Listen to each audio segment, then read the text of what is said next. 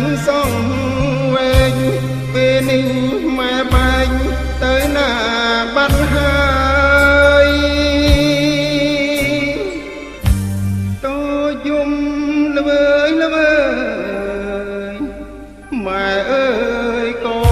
នព្រាត់ណាខានឃើញមុខមាត់ខានស្ដាប់សំដី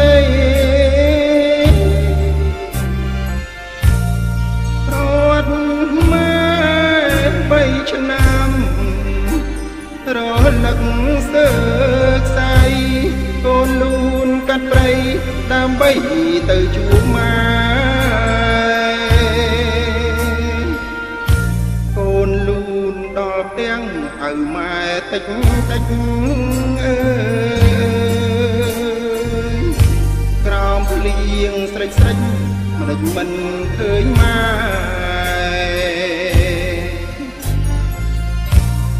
ពុតខោទាំងខ្ញុំគ្មានសល់អ្វីទេតារួមនាងម្ដាយទៅណាបាត់ហើយយ៉ាងណាមិនយំអើយមិនយំហើយចង់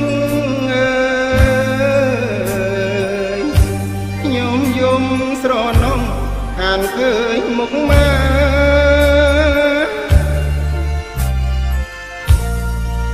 ម៉ែអើយម៉ែចាំចូលរៀនណាស់ហើយម៉ែអើយព្រាត់ស្លាប់ឬព្រាត់រួមម៉ែ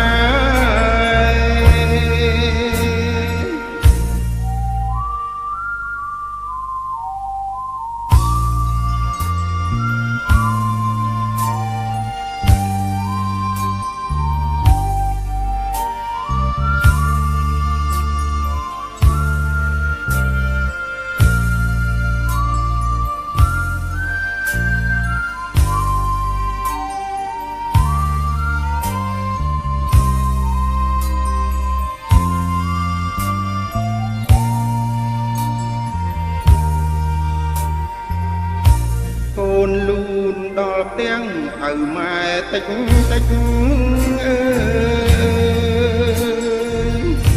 ក្រោមភ្លៀងស្រេចស្រេចមិនដេចមិនឃើញម៉ែ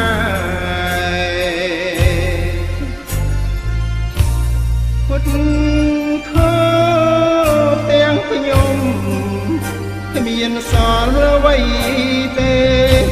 តារួមនាងម្ដាយទៅណាបាត់ហើយយ៉ាងណា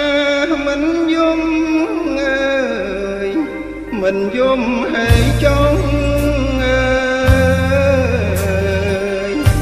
ខ្ញុំយំស្រណងខានឃើញមុខម៉ែ